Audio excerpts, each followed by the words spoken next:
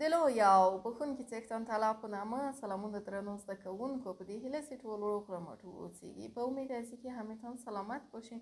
موږ په نهم ټولګی کې دریم لوست ولوستل. ما درس سوم صنف نهم را با هم کار کردیم چې له هیواد سره مینه و محبت با وطن بود در چې موږ ته هیواد ارزښت لري به ما کشور چی ارزش دارد او موږ باید له هیواد څخه څه ډول ساتنه وکړو. ما باید از کشور خود چگونه نگهداری کنیم. په دې هکله مو در این مورد پوره درس ولوستل، درس کامل خواندیم.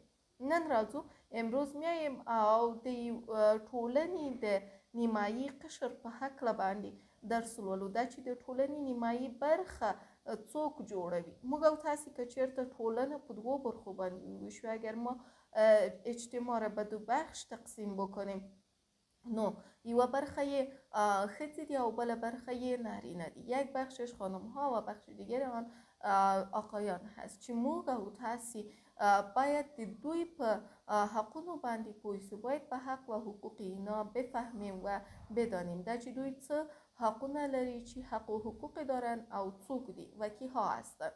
په دې هکله باندې نن درس لولو. نو زموږ او د تاسې د نن ورځې لوست پس درس امروز ما و شما څلورم لوست درس چهارم د ښځو حقونه، حقوق خانم ها یا حقوق زن ها. په دې هکله باندې په نهم ټولګي کې درس وایي. زموږ موخې څه دي، اهداف ما چی است؟ یو خو د پښتو ژبې زده کړه ده، یادگیری زبان پښتو، نوې کلمې زده کول، کلمات جدید را یاد گرفتن، همداسې همین طور د ښځو د حقونو پیژندل، حقوق خانم ها را شناختن، د ښځو د حقونو پلي کول، حقوقشان را عملی کردن، د هغوی حقونه ورکول، حقوقشان را دادن او د اسلام او نړیوالې ټولنې له نظر از نظر جامعه بین الملل و اسلام حقوق انسان ها را یا حقوق خانم ها را بدانیم که کدام حق و حقوق دارد، کم حقونه لري. نو راځه خپل لوست پیلو. پس میایم و درس خود را آغاز میکنیم. د نړۍ، جهان، نومیالي، نامداران، مشاهیر د چا کی په غیږ کې در آغوش کې روزل شوي دي پیدا شدن یا تربیه شدن. روزل تربیه. آدم های مشهور جهان در آغوش کی تربیه شدن. ښځې، زنها کدام حقونه لري، حق داره. زنها کدام حقوق را داره. لبد مرغ بدبختانه چې په ډیرو ټولنو کې در بسیاری اجتماع ها د ښځو خانم ها پر وړاندې در مقابلشان توپیر موجود دی، تفاوت موجود است، تفاوت وجود داره.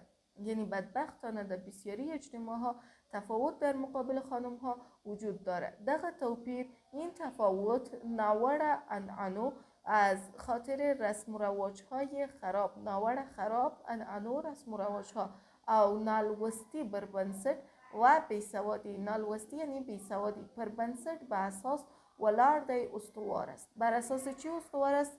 رسم و رواج خراب و بیسوادی. د همدغو توپیرونو له کبله همین توپیرونو، فرقها، تفاوتها له کبله از خاطر یا از سبب همین تفاوتها د ښځو حقونه، حقوق زنها تر پښو لاندې زیر پای کیږي می شود او له ښځو سره و با خانم ها له زورزیاتی، از زور، ظلم او تاوتریخوالی و ظلم و وحشت کار اخیستل کیږي، استفاده می شود. یعنی که از زور و ظلم استفاده می شود. په دې لوست کې در این درس د ښځو پر ځینو هغو حقونو بر آن حقوق زنها بحث میکنیم چې له نارینه‌و سره که با مردها یوشان یک قسم تری برخمنی دی ازش مستفید هستند. یعنی اون حقوقشان رو میخوانیم که مثل مردها ازش مستفید هستند و باید اون حقوق را داشته باشند. ښځې، زنها د هر هیواد، هر کشور او ټولنې و اجتماع نیمایی نصف بشری برخه بخش جور میکنند. یعنی زنها در هر کشور و در هر اجتماع نصف جامعه بشری را جور میکنند. لحمده عمله از همین سبب اینها حقونه، حقهایشان د بشر د حقونو از طرف حقوق بشر ډیر مهمه، بسیار مهم او ستره برخه ده و بسیار بخش بزرگ هست. یعنی از همین خاطر حقوقشان یک بخش بسیار مهم و ارزشمند و بزرگ حقوق بشر است که اگر بشر تاریخ بشر توگورو با تاریخ بشر ببینیم، ښځو زنها له نارینه‌و سره با مردها کور در خانه، کورنۍ، خانواده، ټولنې، اجتماع او هیواد و وطن او د اجتماعی چارو و در امور اجتماعی سرته رسولو، در انجام دادن امور اجتماعی ارزښتناک بخش ارزشمند یا سهم ارزشمند اخیستیده گرفته است. یعنی اگر ببینیم خانم ها با آقایان یک جا در خانه، خانواده، اجتماع، در همه کارها سهم گرفته هستند. در نړۍ نومیالی نامداران جهان د همدوی همینان په غیږو در آغوششان روزل شوی، تربیه شدن او پالل شوی دی و پرورش یافتن. یعنی تمام آدم های مشهور در دامن و در آغوش زنها بزرگ شدن. د اسلام په سپیڅلی دین، در دین مقدس اسلام د ښځو حقونو ته به حقوق زنها پوره پاملرنه شوی ده، دقیقاً توجه شده است، کاملا توجه شده است. د اسلام د مقدس دین بعد از یا دین اسلام ظهور او خپریدو څخه د مخه یعنی قبل از ظهور و نشر شدن دین اسلام په عربستان او د نړۍ په نورو هیوادونو کې، در عربستان و در کشورهای دیگر جهان د ښځو حقونو ته به حقوق خانم ها په مناسب او لازم اهمیت، به اهمیت لازم و مناسبی که باید قائل می بودن قائل نبودن. یعنی او حق و حقوقی که باید برشان داده می شد او را نمی دادن. د هغوی آنها په وړاندې در مقابلشان با ډیر بد چلند رفتار کیده می شد، در مقابل آنها بسیار رفتار بد می شد، ظلم می شد. پس سپک سترگه، چشم حقارت، چشم توهین‌آمیز ورته کتل کېده دیده میشد، به چشم حقارت دیده میشد. د سوداګرۍ تجارتی مال پشان به قسم مال تجارتی پلورل کېدلې، فروخته میشدن او اخیستل کېدلې و خریداری میشدن. ډیر زور زیاتی به ورسره کېده، بسیار همراهشان ظلم میشد. کله چې زمانی که د اسلام دین راغی، دین اسلام آمد، په الهی احکامو با احکام الهی په قاطعیت سره، با قاطعیت له ښځو سره با خانم ها هر ډول زور زیاتی، هر نوع ظلم او ناوړه سلوک و رفتار خراب د پای ته رسولو و پایان رساندنش حکمونه وشول، حکم شدن. یعنی بعد از اینکه دین اسلام آمد، توسط احکام الهی در مقابل خانم ها به هر نوع ظلم و دسترازی و سلوک و چلند یا رفتار نادرست نقطه پایان گذاشته شد و گفتند که از طرف خداوند گفته شد که خانم ها هم مثل مردها حق دارند و اینها هم انسان هستند و حقوقشان باید داده شود و بالایشان ظلم صورت نگیره. د ښځې حقیقی چهره حقیقی زن سرګند کړه، آشکار کردن. یعنی یک زن چی نوع چهره داره و کی هست ایره آشکار ساخت. الله ښځه هم د ناریدن په شان د ټولو فرضي عباداتو په سرته رسولو مکلفه ګرځولې ده، سرته رسولو انجام دادن مکلف با مسئولیت ګرځولې ده، گشتانده هست. یعنی خداوند زن را به مانند مرد به انجام دادن تمام عبادات فرضی مکلف گشتانده است. نماز بخوانه، روزه بگیره، همین قسم زکات بده، حج بره، تمام عبادات فرضی یا علم بیاموزه. به مثل مرد حق داره. د نارینه په شان به مثل مرد د مالکیت حق ورکړی دی، حق مالکیت را برش داده. یعنی میتونه خانه بخره، میتونه دکان بخره، میتونه جایداد داشته باشه، کولای شي میتونه سوداگریزی چاری امور تجارتی را سنبال کړي و پیش ببره، امور تجارتی را پیش ببره. د علم زده کړه هم مختن علم را هم په ښځه او نارینه یو شان بعد زن و مرد یک اندازه و یک قسم فرض و لازمی ګرځولې فرض و لازمی گشتانده هست. د اسلام یا اسلام ښځو ته دا حق ورکړی. اسلام به زنها حق را داده چې په کور کې در خانه، کورنۍ، خانواده، ټولنې او هیواد پورې در جامعه و در کشور د مربوط مسائل په هکله در مورد مسائل مربوطه اینها خپل نظر سرګند کړي، نظر خود را آشکار کنه، نظر خود بته که چی میتونن و چی کاری را انجام داده میتونن او په اجتماعی فعالیتونو کې و در فعالیت‌های اجتماعی پوره برخه واخلي، سهم کامل بگیرن. همدارنګه همینطور د نړۍ په کچه به سطح جهان د بشر د حقوقو په نړیواله اعلامیه در اعلامیه بین المللی حقوق بشر نورو نړیوالو تړونونو، قراردادهای دیگر جهانی، کنوانسیونها هم د ښځو د حقوقو په هکله در مورد حقوق زنها ډیر تاکیدونه شوي دي. بسیار تاکیدات صورت گرفته و تاکید شده است. له ښځو سره با زنها هر ډول تعبیض او توپیر، هر نوع تعبیض و تفاوتی که هست در اینجا د له منځه وړلو په نړیوال تړون کې راغلی دی برای از بین بردنش، یا ای که اینمی هر نوع تعبیض باید از بین برده شود. ای در قراردادهای جهانی آمده یا معاهده های جهانی آمده چې ښځې له نرینه‌و سره که زنها با مردها په اجتماعی اقتصادی سیاسی فعالیتونه در فعالیت‌های سیاسی اقتصادی و اجتماعی د برخی اخیستلو سهم گرفتن برابر حقونه لري، حقوق مساوی دارن و اینها باید مثل مردها حق داشته باشند که بیاین و در این مسائل کار بکنن یا نظر بدن.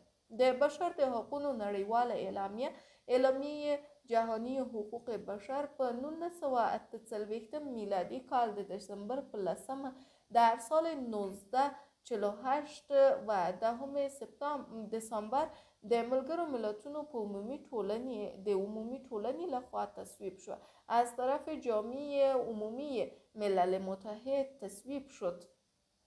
چی تصویب شد؟ امی اعلامیه جهانی حقوق بشر تصویب شد. په هغه کې در آن د ښځو لپاره برای خانم‌ها ټول مدنی حقوق، تمام حقوق مدنی که در یک اجتماع باید داشته باشند تثبیت شده است، ثابت شده است. په دغه حقوقو کې در این حق‌ها کدام حقوق آمده؟ د فکر او بیان آزادی، آزادی بیان، آزادی فکر، د زده کړې آزادی، آزادی تحصیل، درس خواندن، د مطبوعات او معلومات آزادی، آزادی معلومات و مطبوعات، د غونډو او ټولنو جوړولو او نور آزادی شامل دي. آزادی اجتماع جور کردن یا حزب جور کردن، یا در جای مثلا میان و مجلس را جور میکنن، این آزادی هم به خانم ها داده شده و تصویب شده. دغه اعلامیه ښځو ته له نارینه‌و سره این اعلامیه برای زنها همراه با مردها برابر ټول سیاسی حقونه ورکړي دي. حقوق سیاسی برابر داده، تمام حقوقی که به مردا داده به خانم ها هم داد. خود آقا حقونو که در این حقوق دیوی چوکی برای یک چوکی یا بیلو برخود مشری لپاره برای رهبری بخش های متفاوت، مشری رهبری بخش های متفاوت د انتخاب شدن او انتخابولو و انتخاب کردن حق داده و یا هم یا په بل وینا یا به عبارت دیگر د رای اخیستلو، رای گرفتن او رای ورکولو و رای دادن حق شامل است. این اعلامیه ښځو ته د نارینه‌و په شان و زنها به مثل مردها در بخش‌های اقتصادی، ټولنیز او کلتوری حقونه او آزادی هم ورکړي دي. در بخش اقتصاد، در بخش کلتور و فرهنگ هم حق داده است. ښځې ته هم په زده کړې برای زنها در تحصیل، کار، کلتوری او فرهنگی خلاقیت‌ها، ټولنیز او اقتصادي فعالیت‌های اجتماعي و اقتصادي د ګډون حق ورکړی. حق اشتراک را داده که حق داره که کار کنه در بخش فرهنگی و اجتماعی اونها سهم بگیره. لده سراسر با وجود این همه که حق داده شده و کار شده، لیوی خوا از یک طرف د اسلام سپیڅلی دین مقدس اسلام ښځو ته له نارینه‌و سره یو شان حقونه ورکړي دي. به زنها مثل مردها یک رقم حق داده اسلام او همداسې حقونه ورکړي دي، او د بشر د حقونو نړیوالې اعلامیې او کنوانسیونونو په هر هیواد کې ملي قوانینو هم د ښځو د حقونو په اړه ټینګارونه او تاکیدونه کړي دي. ټینګار یعنی تاکید په اړه در مورد اعلامیه جهانی حقوق بشر و همین قسم کنوانسیون ها، قراردادها، معاهده ها هم در تمام اجتماع ها در قوانین ملی هر کشور چی کرده؟ به این به این حقوق خانم ها تاکید کردن. بیا هم وینو بازم میبینیم، یعنی با وجودی که اسلام هم تاکید کرده، جامعه بین الملل هم تاکید کرده، ولی باز هم میبینیم، بیا هم وینو باز هم میبینیم چې د نړۍ په زیاترو هیوادونو او ټولنو کې در بیشترین کشورها و اجتماعها ناوړه عنعنات متفاوت یا عنعنات خراب او موجود و توپیرونه و تفاوت‌های موجودی که هست له ښځو سره بیلابیل حقونه از زنها حقوق متفاوتشان په لږ او زیاته پیمانه به اندازه کم و زیاد به اندازه کم و زیاد غصب کړي دي، غصب کردن. هغوی له خپلو ډیرو حقونو څخه آنها از بسیاری حقوقشان بې برخې شوي دي، بې بهره شدن او ورته و برایشان په سپکه سترګه کتل کیږي، به چشم حقارت دیده میشه. هغه هیوادونه چې آن کشورهایی که د بشر د حقونو نړیواله اعلامیه جهانی حقوق بشر او نورو مربوطه کنوانسیونونه یې منلی دي و دیگه کنوانسیون ها یا کنفرانس ها و معاهده ها و قراردادها را قبول کردن او لاسلیک کړي دي و امضا کرده اند، په دې مکلف دي، به این مکلف هستند، وظیفه دارند چې هغه عملی کړي، که او را عملی بسازند. ښځو ته باید به زنها باید خپل حقونه چې په دغو معتبرو سندونو کې تثبیت دي ورکړي. به زنها همان حقوقی که در این بخش ها در این اسناد معتبر تثبیت شده هستند اونا رو برشان بتن.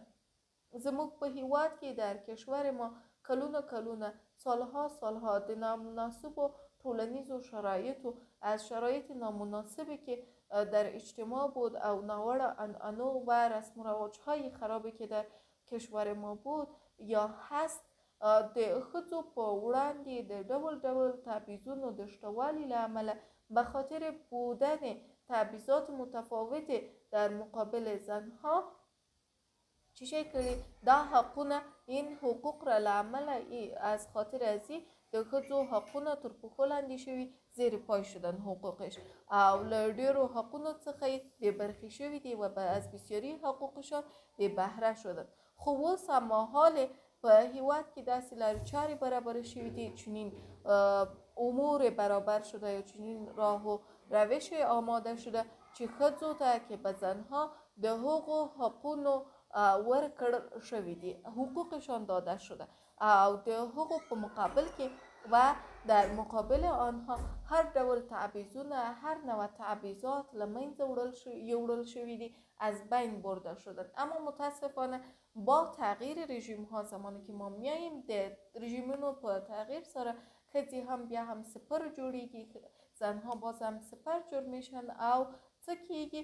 دغه ناوړه دودونه، ناوړه چلندونه بیا هم له ښځو سره سرته رسیږي. این رسم و رواج‌های خراب و این کارهای اشتباه، زور زیاتی، ظلم، تجاوز، دغه ټول له ښځو سره بیا هم کیږي، باز هم با خانم‌های تمامشان صورت میگیره. د متن لنډیز خلاصه متن: ښځه د هرې ټولنې او بشري نړۍ نیمه برخه جوړوي، یعنی ښځې سیدی زنها که هستند د ټولنې نیمه برخه ده، نصف جامعه هستند. نو ځکه یې پس به همین خاطر حقونه هم د بشري حقونو لوی او مهمه برخه ګڼل کیږي، شمرده می شود. د اسلام سپیڅلی دین هم د ښځو حقونو ته پوره پاملرنه کړې، یعنی کاملا توجه کرده او په دې هکله په قرآن کریم کې ډیر الهي احکام او نبوي حدیثونه ډیرې لارښوونې موجود هست. دا چې موږ راځو او له دې خبرو له دې احکامو څخه سرغړونه کوو که ما میاییم و از این احکام و احادیث سرپیچی میکنیم، این جاهلیت ما را نشان میده، نادانی ما را نشان میده، نه از دیگران را. د بشري حقونو په نړیواله اعلامیه او نورو سندونو کې در اسناد دیگرش هم دغه حقونه تثبیت او پرې ټینګار شوی. این حقوق تثبیت شده و بالایش تاکید صورت گرفته. خو ډېر ځله اما بسیاری دفعات د نړۍ په بیلابیلو ټولنو کې در اجتماعهای متفاوت یا مختلف جهان له پیړیو راهیسې از قرنها به این طرف د مسلط و عنعنو له مخې از روی عنعناتی که مسلط هستند حاکم هستند بر اجتماع و کشور د هغوی حقونه غصب کړي دي، غصب کردن حقوقشان را او په سپکه سترګه ورته کتل کیږي. ښځه چې د بشریت او ټولنې نیمه برخه ده، نو باید حقونه ته یې درناوی وشي، باید په حقوقش احترام شود او له خپلو حقونو څخه بې برخې نشي و از حقوق خود بې بهره نشد. دا اوس موږ د تحصیل لوستی بود. درس ما و شما په فعالیتونو که در فعالیت ها در اینجا سوالاتی هست که مربوط به درستان میشه جواب بدین او دغه کلمی دی چې آسانه دی، کلمات هستن آسان هستن، میشه که جواب بدین، جمله جور کنین. موږ راځو درس را ټولو. نن د نهم ټولګي څلورم لوست بود. درس چهارم صنف نهم بود چې د ښځو د حقونو په هکله و، در مورد حقوق زنها بود. موږ په خپلو ټولنو کې ګورو چې د ښځو حقونه تر پښو لاندې کیږي. میبینیم حقوق زنها زیر پای میشن، ښوونځي ته نه پرېښودل کیږي، به مکتب گذاشته نمیشن ای که بیاین مکتب بخوانن، درس بخوانن، په داسې حال کې چې په قرآن عظیم شان کې هغوی په درس ویلو باندې مکلف ګرځول شوي دي. در چنین وضعیتی که آنها در قرآن عظیم شان هم به درس خواندن تشویق شدن و گفته شده که باید علم بیاموزیم. موږ ډیری ځله له خپلې پوهې څخه په غلط تعبیر سره ګټه اخلو. ما از درس خود، تعلیم خود به شکل اشتباه استفاده میکنیم که چرته موږ وګورو، اگر ما ببینیم ښځه هم انسان ده، خپل چارچوکاټ پیژني، خپل عزت او عفت پیژني، چارچوکات خودم میشناسه، عزت و عفت خودم میشناسه او خپلو هیلو لپاره باید هڅه وکړي، برای آرزوهای خود باید تلاش کنه، کوشش کنه. نو زه دا وایم، پس میره میگم چې موږ په هر حال کې، ما در هر حالتی که هستیم خپلی هیلو ته یا خپلو هیلو ته باید کار وکړو، به آرزوهای خود باید کار بکنیم، خپلو حقونو ته باید کار وکړو، به حقوق خود باید کار بکنیم. یو پخوانی متل دی چې وایي، یک ضرب المثل قدیم هست که میگه حق به زور اخیستل کیږي، حق به زور گرفته میشه، به رضا داده نمیشه، به رضایت داده نمیشه. نو زه غواړم چې هر هغه څوک چې زما ویډیو ګوري، هر آن کس که این ویډیو را میبینه، اگر که ښځه ده او که نارینه ده، اگر زن هست یا مرد هست، خپلو حقونو ته یا د ښځو د حقونو په ورکړه کې یا در دادن حقوق زنها باید هڅه وکړي، باید تلاش و کوشش کنه و هغوی وهڅوي، آنها را تشویق بکنه که ښځه نه وي نو ټولنه له منځه ځي. اگر خانم نباشه پس اجتماع از بین میره. تربیت، ښه وخت او ښه چرت.